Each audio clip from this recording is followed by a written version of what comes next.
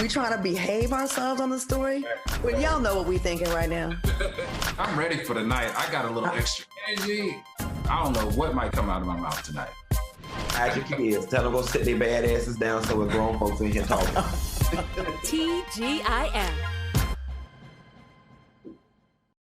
What's up, everybody? It's your girl, Claudia Jordan. It's Friday, and I'm back with a brand new episode of TGIF with your favorite co-host. We are here to spill the tea and break down some of the biggest headlines in the news and on social media. And later on the show, we're kicking off the Juneteenth weekend with former NBA All-Star and owner of Fixin's Soul Kitchen, Kevin Johnson. So stick around for that. Now sit back, relax, get you something to drink, because that's what I'm sure my co-hosts are doing, and sip this hot tea. Please welcome Al Reynolds and Funky Dineva. What's up, fellas?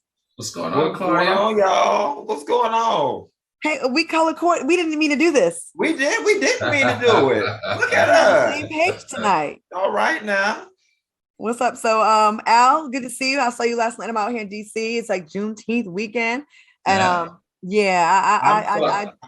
drank early last night. Huh? Q, I don't know what's going on, but I'm jealous. I'm jealous. Look, I don't know what's going on, Q, but Miss Claudia Jordan had a little sparkle about her last night.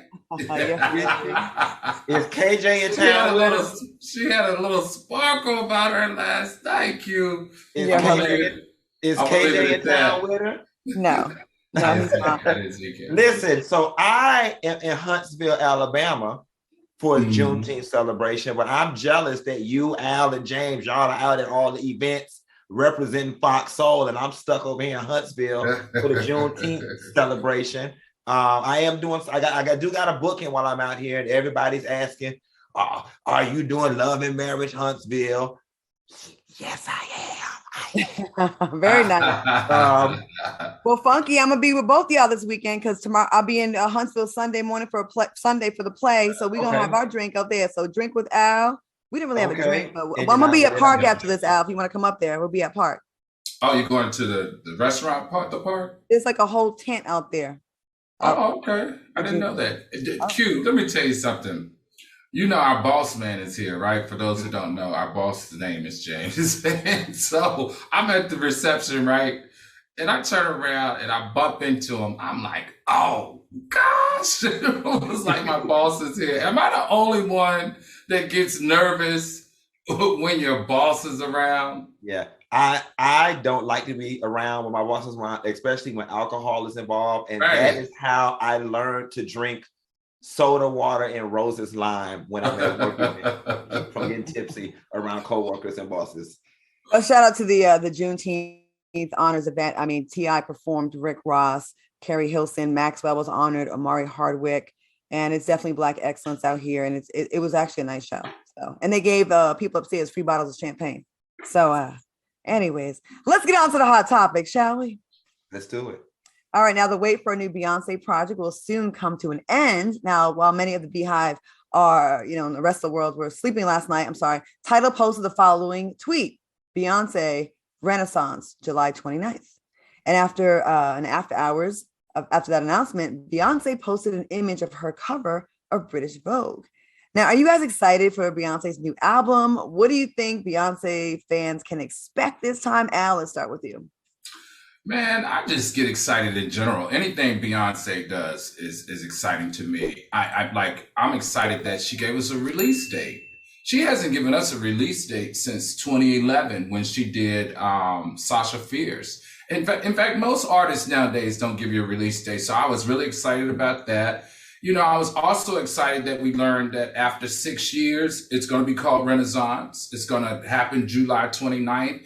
And from what I understand, I've read a little bit of the article in British Vogue. It's going to be 16 tracks, and it's going to be a mixture between dance and country-oriented songs. So, hey, this is going to be good.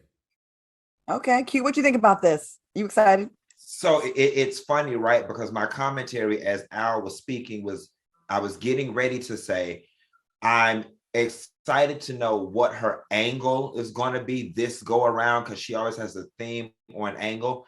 But now that you said dance and country, I'm not really excited. You know what?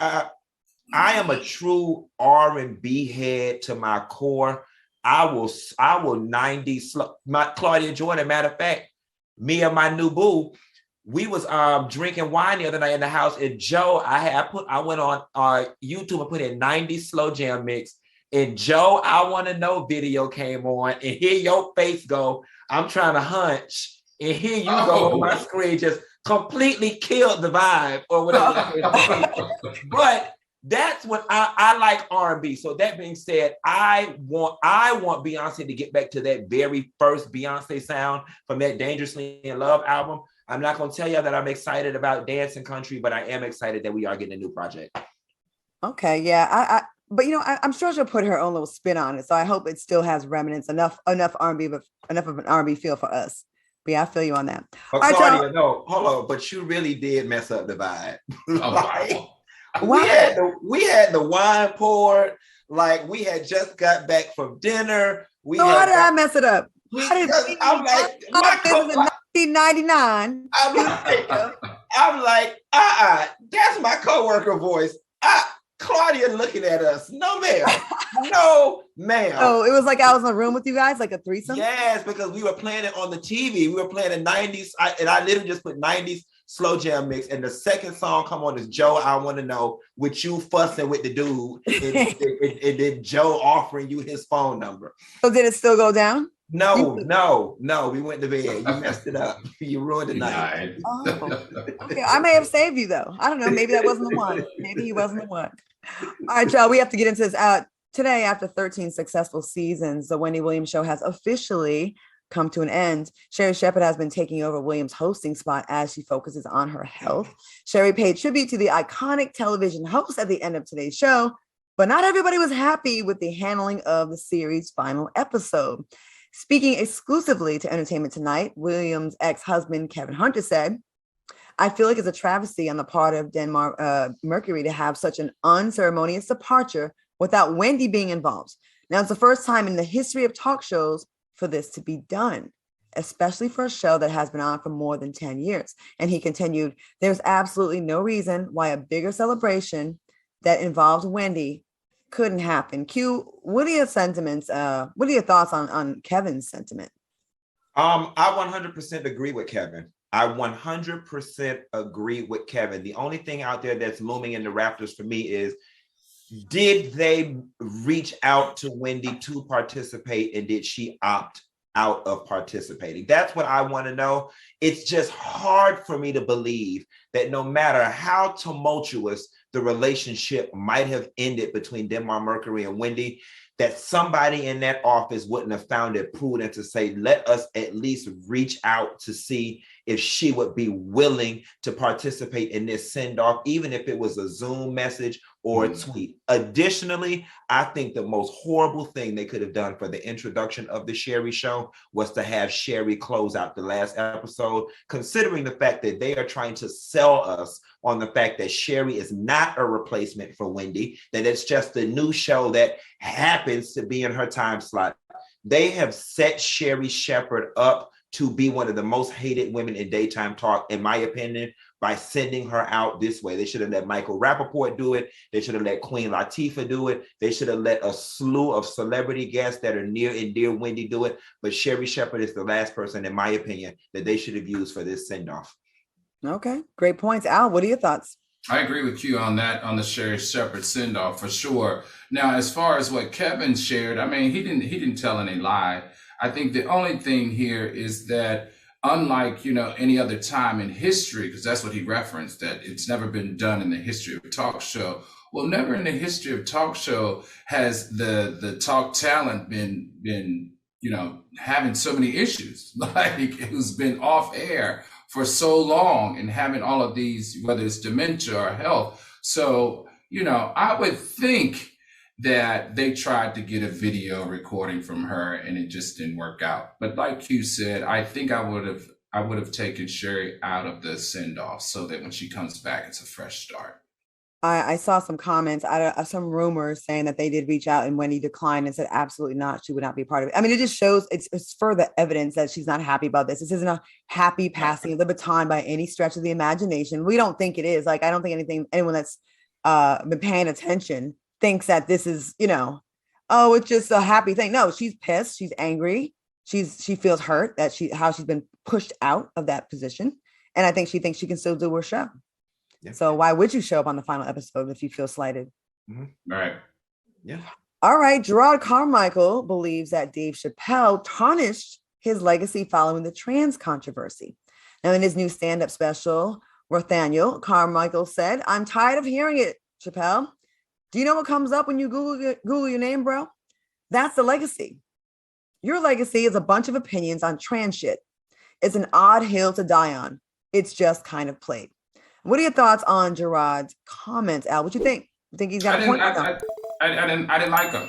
I thought that he was disconnected in this article. I really don't understand what planet he's coming from. I understand that he is newly out, and I understand that his supporting the LGBTQ plus community in standing against Dave, but don't say that his legacy is tarnished. His legacy is tarnished right now if you Google him, because that's what recently happened. But I just feel like, for me, my feelings are no different. I support the trans community and I support Dave. My feelings are no different towards Dave Chappelle. I'm still watching his shows. I'm still watching his sold out episodes on Netflix. And I just don't think that most people are going to say that this run-in that he had is going to ruin his career or tarnish his name. Okay. Q, what are your thoughts on this? So, Sister Carmichael, welcome to the fold. We welcome you. But sis, don't come in doing too much. Like sis, you ain't even went through LGBT orientation yet, all right? We didn't ask you for this. We understand that you're excited to be a part of the Skittles group, and we welcome you. We thank you. As far as it tarnishing Dave's legacy, I don't think that it's tarnished his legacy yet, because his legacy is still being written. I will say this. I do believe that Dave Chappelle has a wild hair up his ass for the trans community, and it probably would behoove Dave Chappelle in his next comedy special to move the hell on from the trans community, because if not, it would be given a very little Boosie vibe. But I think tarnished legacy is a very strong phrase, and I don't think that's what Dave has done. I'm going to say this. When you're a celebrity, a personality, an artist, and you do you put a lot of content out there, let's not act like Dave Chappelle's entire career was about the trans community. It was not. He talked about a lot of things. He talked about what's current, what's trending. He talks about social issues. He was always like that, and he always will be. It just so happens that lately that has been the trans news topics has been the topic of conversation, starting with the presidency of Barack Obama, when he really pushed to extend trans rights. We've been hearing about it more often. And once he talked about it, he was forever going to be linked to that. I don't think that I think it's the people reporting on him and us talking about it. I don't think Dave Chappelle is just like trans all the time. But once you're linked to that, I don't think it was a deliberate thing. I don't think so. And yeah, Jerrod, I do think that, relax. You're reaching. Yeah, it's but again, the test will be the next comedy special, right? Like you did it in 2 specials and took all the smoke. If you do it again in the 3rd comedy special, when there's so much other stuff going on, then yeah, it does prove that you have a bit of an antagonistic wild hair up your ass. So all we can do is sit back and wait and see. Right. Mm-hmm. Yeah. But Dave, again, he speaks on a lot of stuff. And I'm like, there wasn't as much attention on some of the other stuff that he has addressed until this. All right, y'all. Time to take a quick commercial break. We'll be back with more TGIF after this. Hey guys, welcome back to TGIF. Okay, now we have a special guest, and joining us to kick off Juneteenth is the owner of Fixin's Soul Kitchen. Please welcome Kevin Johnson. Hey Kevin, how you doing tonight? Hello. Thanks for having me. For sure. Now, Kevin, before we get to your Juneteenth celebration, that is actually tomorrow, what can you tell us about the importance of the holiday to you? Freedom. A national holiday, something we're all proud of. We know how long that message took to spread around the country. but now we bold about it. So all around the country, there's Juneteenth celebrations. We're just happy to be able to do one right in the middle of LA Live, putting a black flag right down in the middle of LA Live. You know, it's so funny that you said that, Kevin, because I'm actually in Huntsville, Alabama right now at my cousin's house, who for the longest time has been getting on our family saying, y'all put so much emphasis into July 4th. I've been throwing a Juneteenth party for the last 4 years and nobody came. And so I finally came up here. And this is actually my first time in real life putting any effort into celebrating Juneteenth. But as a foodie, Kevin, you went from being an NBA All-Star to the Phoenix Suns to serving as the mayor for Sacramento for 2 terms, which is awesome. What inspired you to jump into the restaurant business following all of that? You know, thank you for that. To be honest, once I got done being mayor, I was lucky enough to be mayor during the Obama 8 years. So 2008 to 2016. So that was a great time to be a mayor. And when I got finished being mayor, I wanted to do some sort of business that was a Black business. I'm not an entertainer, so I don't have that gift. I don't do hair or salon. I don't have that gift. But I felt like, you know, the tradition of cooking and soul food, and my grandma's from the South and the Southern roots, I felt like we could do a really cool soul food restaurant where the food was good, the vibe was good, the service was good, you create a right ambiance. And that's what we set out to do with Fixin' Soul Kitchen. I have no doubt, like anything you do is going to be a success. First of all, to make it into the NBA, what is it, like 1 in 500,000 athletes make it? And then you like, I'm going to run for mayor. For mayor, right? And win. And win. The capital of the state. Twice. Twice. Get it right. Twice. And now you're like, I'll do a restaurant. It's amazing. So I'm sure, I have no doubt it's going to be a huge success. So what can you tell us about your restaurant, Fixin' Soul Kitchen? Like, hype it up. Let me hear what you got going on in that restaurant. What you serving over there? So number one, we serving good chicken. So we do chicken and waffles. We do catfish. We do oxtails. And then the sides, we got collard greens. We got yams. That was a chicken sandwich there. We got collard greens, got yams, got mac and cheese, red beans and rice.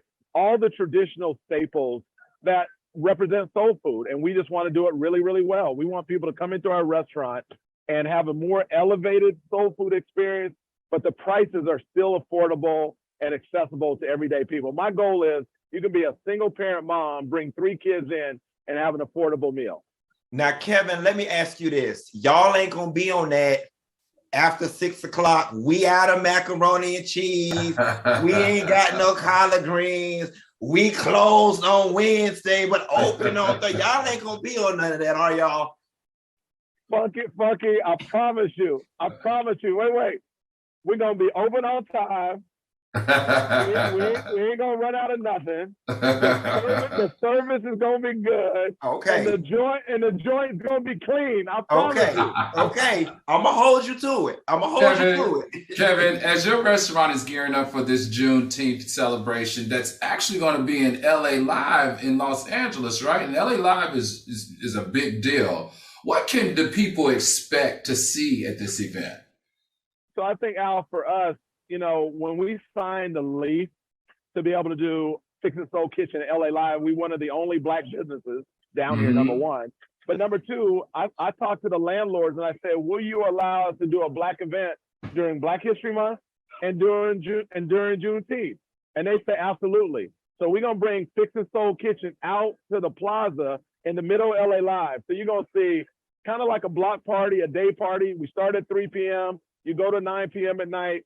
You have to be over 21 to get in, but you're going to have DJs, great programming, music. We're going to Fixin' tasting stations throughout the plaza. We have a pop-up bar. It's going to be a beer garden. It's going to be a nice little vibe with games, pop-up shops, and all that activity. Nice. What a great location too. In LA, when I first moved there like 20 some years ago, Denzel Washington used to have a restaurant in Melrose called George's, and that was like the upscale soul food place. And then it went away, and it was like a void. And the fact that you got it there where there's so much pop-in, and it's a great place for tourists to come through and the locals. We have a couple comments for you in the chat. Let's see. Jolanda Mills says, "Go ahead, brother." Henry Lester says, "Cool restaurant, Kev." And Lena R says, "Wow, I just ate there 2 weeks ago. I didn't know that was his restaurant." So people are already rocking with you. So Kevin, super exciting. This is amazing. What can we expect from you next? Do you have plans to expand and do more, or are you just gonna see how this one goes? Claudia, it's the home run question. Honestly, when I played in the NBA, I used to go to Georgia, Denzel's spot. So I know the history of that. So we're here paying homage to all the soul food restaurants that were here before us. Roscoe's, Tasting Spoon, there's tons of them that have done well in the LA area. But our goal is to open 50 fixin' soul kitchens around the country. Oh, I think I want in. You need some franchise I was just partners? about to say, let us in on those franchisee opportunities, and also waive that franchise fee. And me, Al, and Claudia, we can pool our money together, do a little something. Right. See, that's why our brother can't get ahead. Y'all want a discount already. Right, already. Hey, before we let you go, Kevin, I want to just show the flyer one more time so viewers can see and make sure they support your event that's going down this Saturday. I'm sorry. Yeah, this Saturday, right? June 18th. Yeah, you're right. Saturday from 3 o'clock to 9 o'clock, right in the middle of LA Live, Xbox Plaza, Fixin' Soul Kitchen, percent. All of our LA soulmates, we need you to go flood Fixin' Soul Kitchen and support this brother doing big things. And yeah, definitely support. Kevin, thank you so much for joining us. We really appreciate you stopping by. Thank you. One love to everybody. One love, Kevin. Thank you. Thank you. Good Once luck, again, brother. if you're in Los Angeles this weekend, make sure to stop by Fixin' Soul Kitchen. That's going down tomorrow, and celebrate their Juneteenth kickoff from 3 p.m. to 9 p.m. Pacific time and support them. All right, we'll be right back with more TGIF after the break. Hey, soulmates, welcome back to TGIF. All right, y'all, we all know how important sleep is to our overall health and wellness. Well, let me tell you about Ghostbed, the best beds in the game. Ghostbed is made by Nature's Sleep, an industry leader in the mattress space since 2001. Now, every Ghostbed product, from their mattresses to their sheets and pillows, is designed with cooling features, so it's perfect if you sleep kind of warm. Now, shipping is free and fast. Most orders ship within 24 hours. You can try out your mattress for 101 nights with guaranteed money back. And you even get an industry-leading warranty for up to 25 years. I'm super excited about my order coming through because I sleep a little hot and I love the cooling effect of any product. So I am definitely looking forward to trying it out and telling you all about it. Now, right now, Ghostbed is offering our listeners 40% off Ghostbed Bundles, where you get a mattress, an adjustable base, or 30% off your mattress and 2 free luxury pillows. Now, I have a few Ghostbed products on the way, like I said, and I'm super excited to get them. To find your perfect mattress, use promo code T at ghostbed.com/T. Now, you don't want to miss out on those savings. Again, that's promo code T at ghostbed.com/T. All right, y'all, plenty more tea coming up after the break, so stick around. We'll be back with more after this. Welcome back to TGIF. All right, fellas, let's get back into it now. As the September trial for Tory Lanez alleged assault of Megan Thee Stallion approaches, Megan continues to express how she feels about Lanez. Now, during an interview with Rolling Stone, Megan said, "I feel like you've already tried to break me enough. You've already shot me, so why are you dragging it out like this? Like, what else? Have you hated me this much in the whole time and I just didn't see it?" And she continued, "I want him to go to jail. I want him to go under the jail." What are your thoughts on this, continuous drama between Megan Thee Stallion and Tory Lanez? Q, let's start with you. At this point, I'm ready for both. I'm ready for it to be done. I'm ready for both of them to shut up. I know a lot of women in particular are on this whole kick about, she shouldn't be silenced and that's her thing. And I completely understand that. She had a right to do whatever she want to do with her business. But just as a consumer, I am tired of hearing it. If y'all ain't gonna tell us who shot this woman or who threw a bottle at her feet or what really damn happened, then stop talking about it at this point. Y'all have us in this perpetual state of suspended animation. We have no more information today than we did the day she allegedly got shot. And all y'all are doing is going back and forth, back and forth, back and forth, and the media stringing us along. Like, give it a break already. There isn't such thing as just being the bigger person and moving on.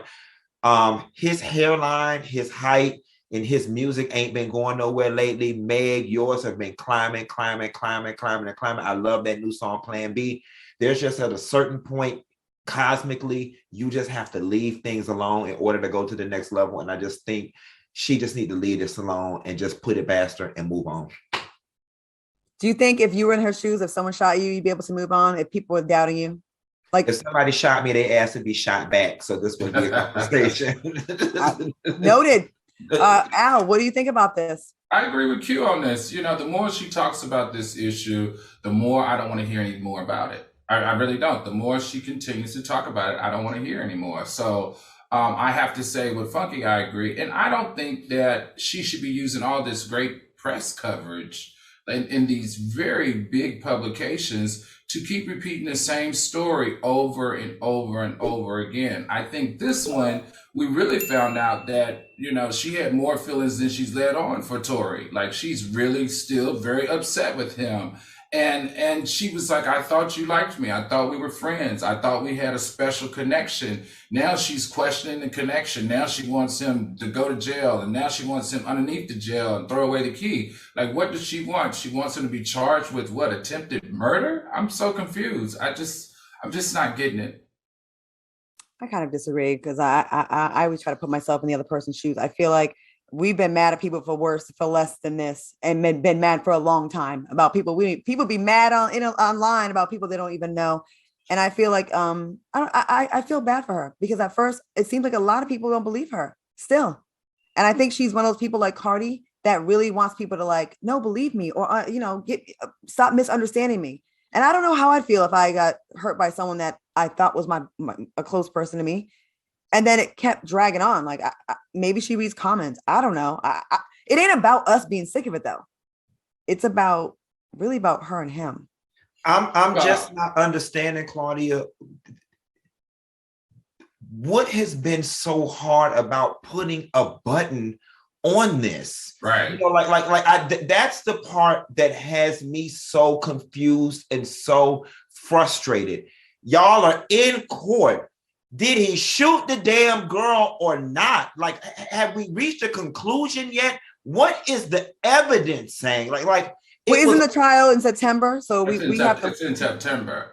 So I think it sucks because the court of public opinion has tried it, and it's probably something she can't say, both of them. So we're going through it, but they haven't gotten to really got it. So, you know what I mean? Here's my evidence. So we can only drop little things here and there, which sucks for us. Probably because we have to keep hearing it. Right. Okay. I get it. But her depositions have been taken. His depositions have been taken. Right now, it has to go in front of a jury. I mean, I don't know. I want to see something better. I want to see something different than this story between these two. And then also we learned in this article that the girlfriend is not talking to Megan either, and she's not necessarily coming to Megan's defense. Yeah, there's definitely more to it. And I don't know. I just feel like with celebrities, a lot of times, again, if it happened to one of us, I don't know how we would really feel. And I wouldn't want someone on the internet saying, can you shut up about it? I'm sick of hearing about it. Well, no, because I'm still actually heartbroken about this situation. I have people, like I said, I think if I'm being honest, that have done less to me that I've cut off or I've been hurt, and I still talk about it, and I don't have shrapnel or glass or whatever's in her foot. I don't know. Megan, I hope you get the clothes you need, but I think she talks about it because a lot of people don't believe her still. Don't a lot of people not really believe her still? Yeah. I mean, yeah, of course. I mean, every celebrity has stands. You know what I'm saying? And then it doesn't help it that there's a supposed medical report floating around saying they're treating her for broken glass, and there's another one floating around saying they're treating her for bullet fragments. And we, as the internet and the general viewing public, we don't know which one is the truth and which one isn't. And I'm still just perplexed how the hell it was 4 people in one car and 1 foot, and we can't get one answer. The math just like that. That's true. Megan, talk about this as much as you need, sis, and don't let people tell you that you need to shut up because this is your life. This is your story. You know what? I need Gayle King messy ass. Why she can go get Kelsey?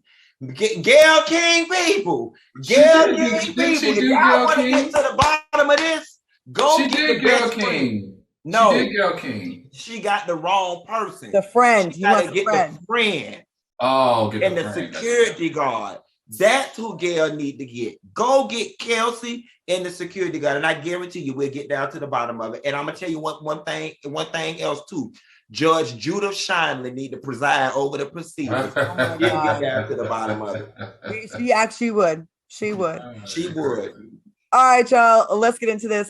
During the final finale of Hulu's Kardashians, Khloe Kardashian went off about Tristan Thompson's despicable cheating scandal. Khloe said, wear a condom, get a vasectomy, or don't F random people. In that same episode, Chloe talks to her sister Kim about how she doesn't have any regrets when it comes to her trying to make it work with the father of her child.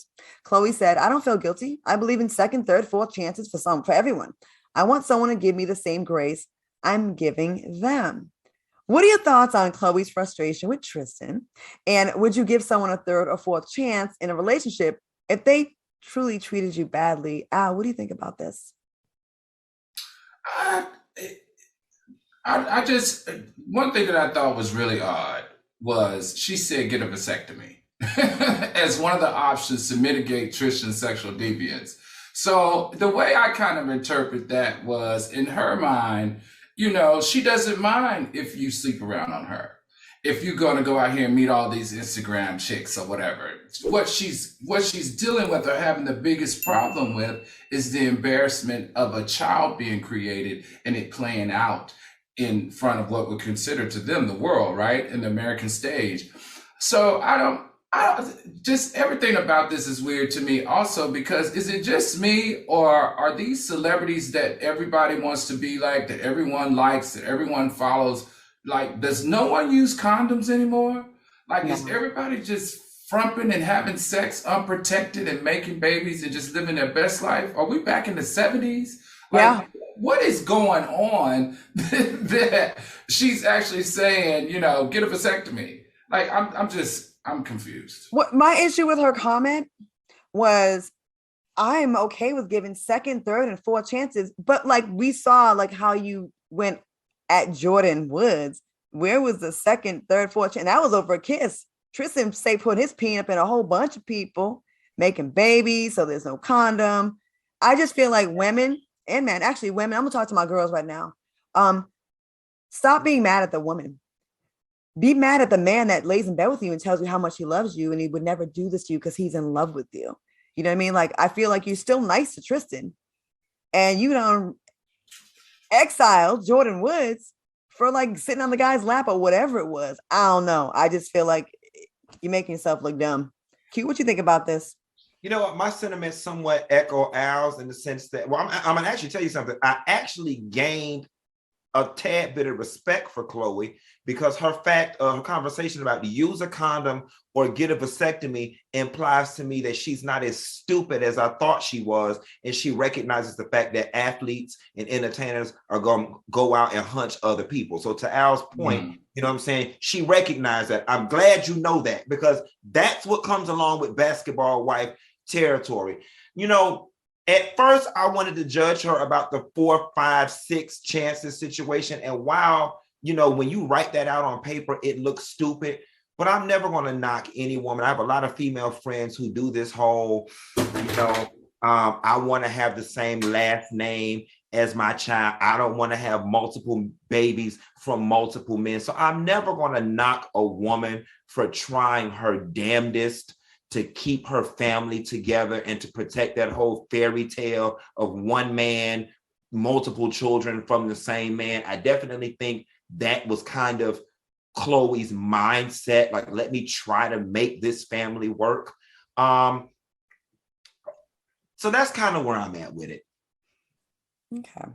All right, Chloe, good luck with that. I don't think we've heard the ending of, I don't think this is it for them. I think they're still, they gonna get back together and break up. I agree. Yeah. All right, Boosie's back in the news again after posting yet another insensitive message on social media. The post says, I need a retaining wall, 418 square feet by 18. I'm sorry, 418 square feet by 18 around my new pool ASAP. What group of Mexicans have the best price for this wall? Money ready.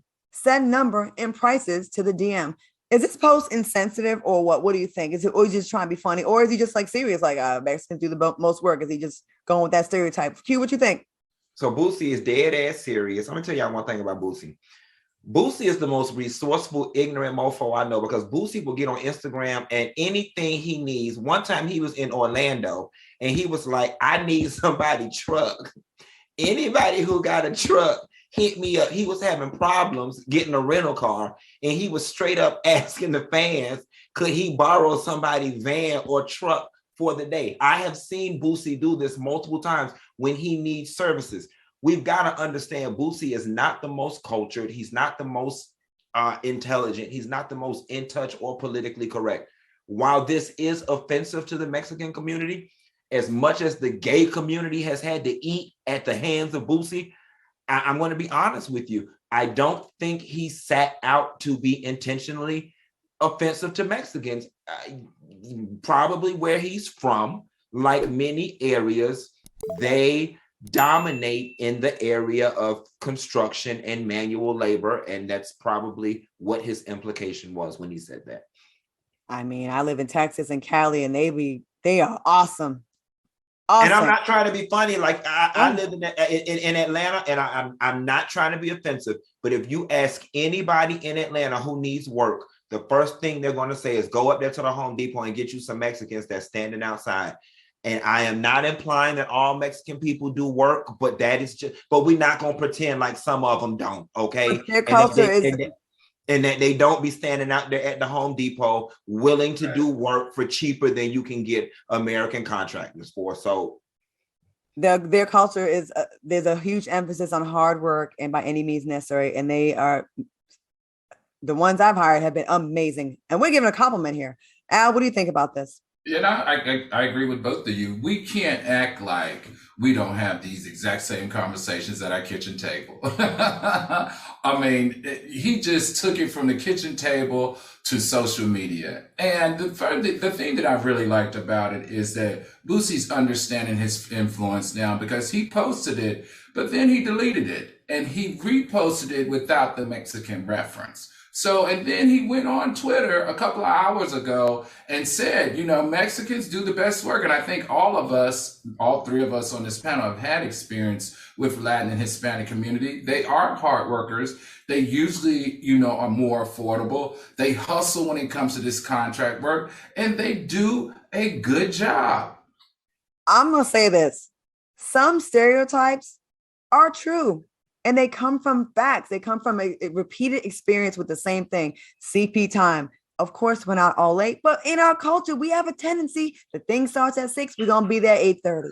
Okay. Home Depot, I'm going to ask the Mexicans for the work. I'm hiring them before anybody else. Be mad if you want to, but they did my tile amazingly. You see how I asked the black man about not running out of food at his restaurant and about being open when you say you're going to be open, because Black folks, we do that at our soul food restaurants. Like, it's so funny how a lot of stereotypes come from true things. Okay, of course, you know, and we make fun of it, but then when someone else says it, we get mad. Like, you know, you ever be on the plane and they ask you if you want the chicken or the fish, and you want to say the chicken, they already assume it's the chicken, but you're gonna get an attitude because they already assumed it's. But the answer is the chicken. All right, y'all. We're gonna take a quick commercial break. We'll be back with more TGIF after this. I'll let you know.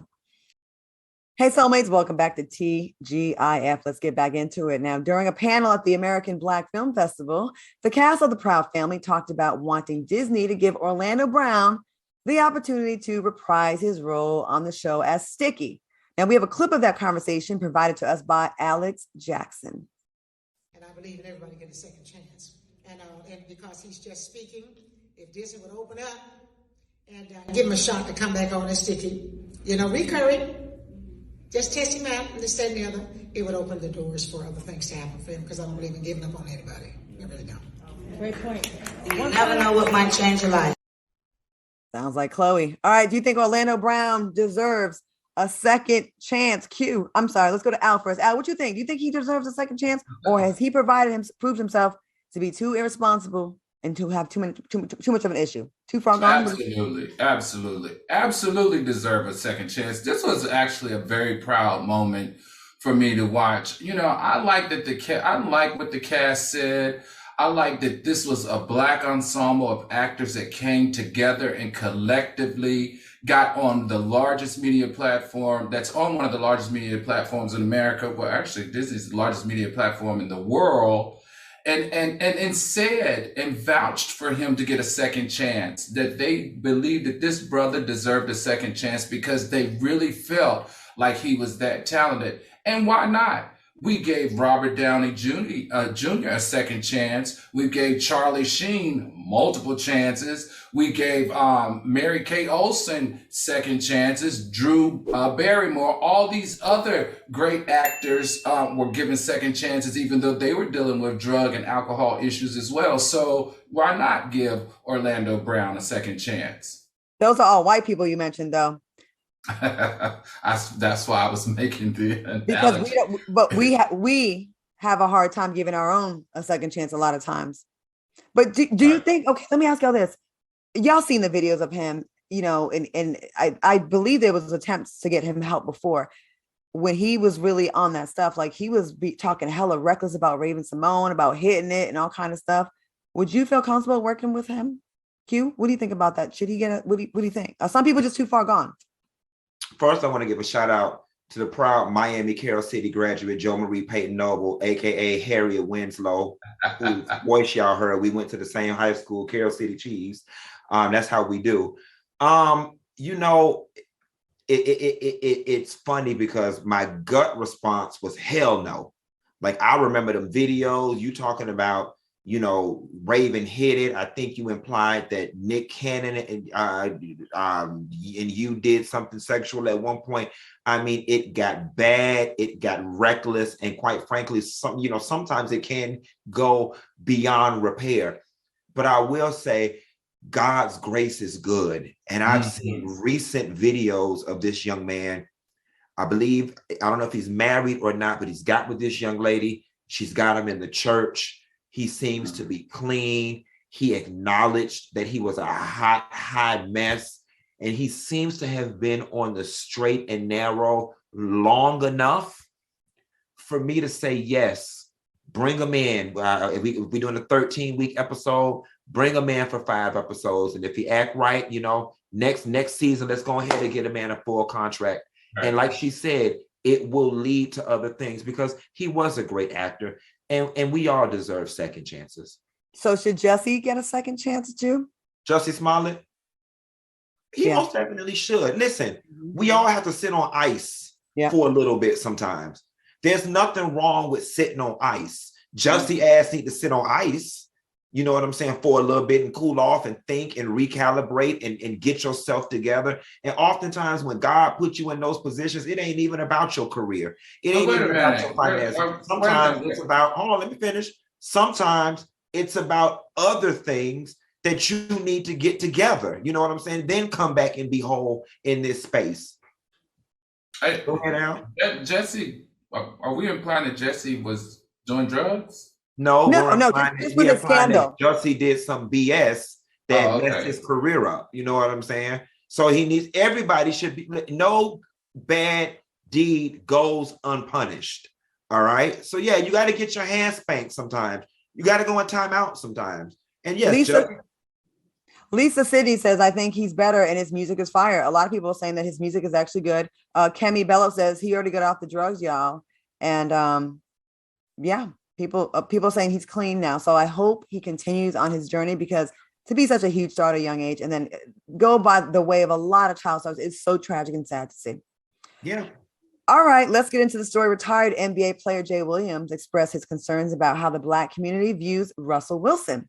Williams said the Black community's real issue with Wilson is that they question if he's Black enough.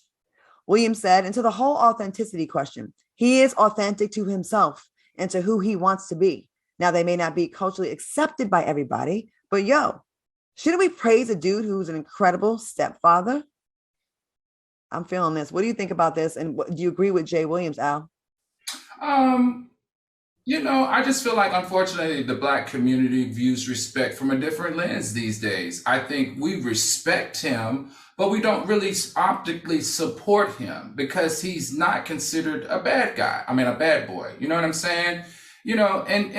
And I understand what he's saying. There is an undercurrent of respecting, toxic behaviors for our athletes and our entertainers. They're considered the man's man. But, I would say with Russell, this is just something that I see when I look at him. The way that he treats Sierra like a queen, the way that he's just, he comes across so polite and so so deserving, and having a great family, just like everything he does. Like, to me, the two of them look like a perfect couple. And I think a lot of the undercurrent here could be based in a little bit of jealousy, because he is doing the right thing. He is a great stepfather. He is a great father. He is respectful to his woman. He's always been romantic and he's loving. And you don't catch him in these type of scandals, sleeping around with no condoms and making babies and hitting IG models up in the DM. I find that to be very respectful. I agree. Q, what do you think? The woke community loves to say Black people are not a monolith, right?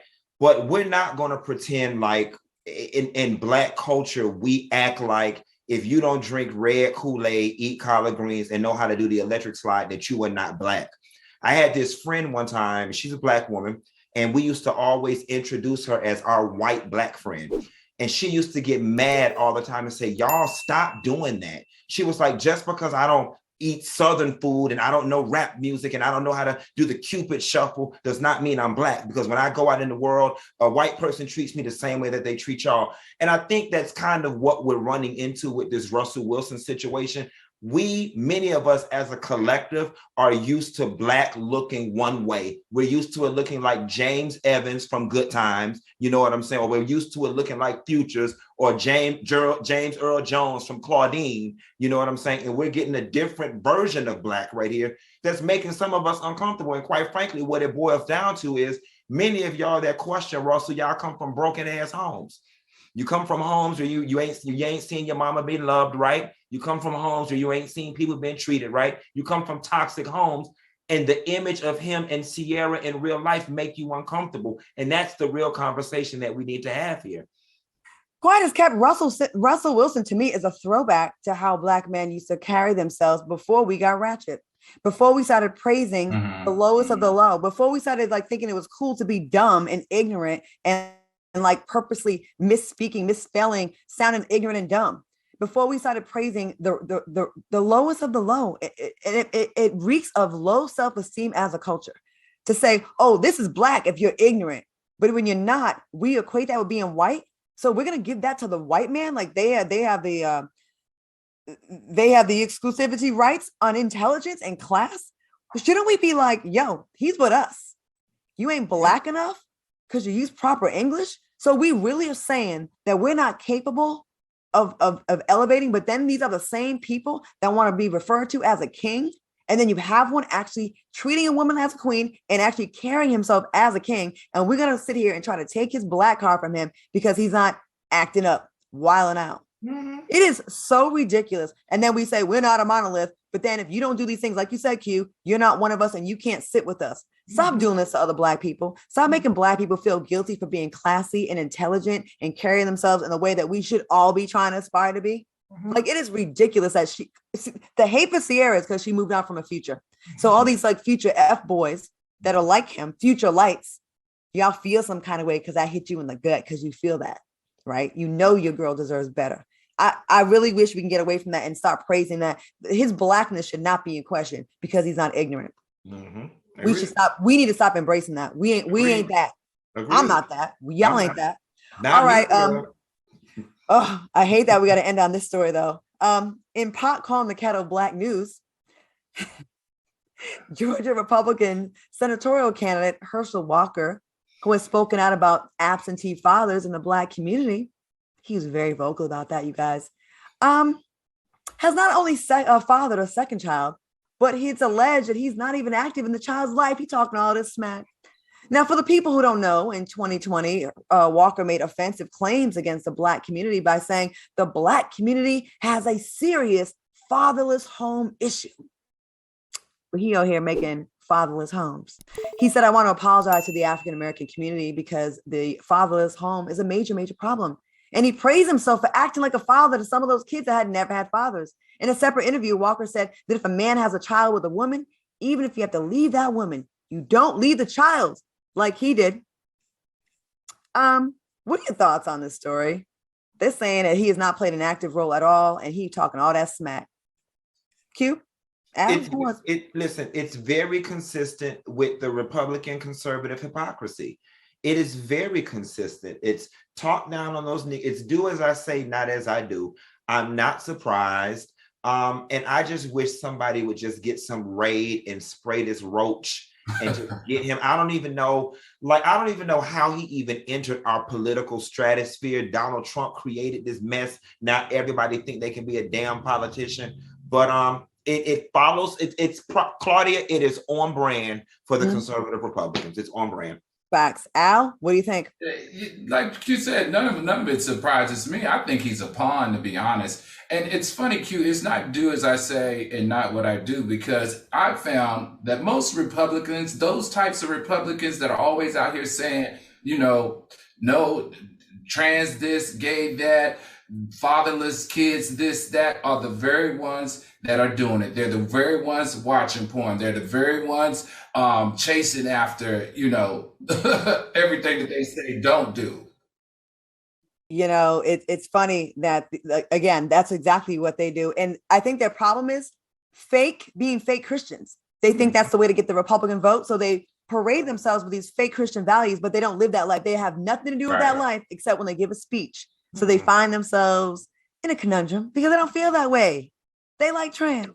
They don't like being a father around their kids. And they have a lot of other issues, but they want to act perfect for that vote. All right. I want to thank my co-hosts, Al Reynolds and Funky Dineva, for getting through all these hot topics. And thanks to Kevin Johnson for joining us. Stick around for The House that's coming up next. Have a great weekend. We'll see y'all next Happy Juneteenth, soulmates. Take care, soulmates.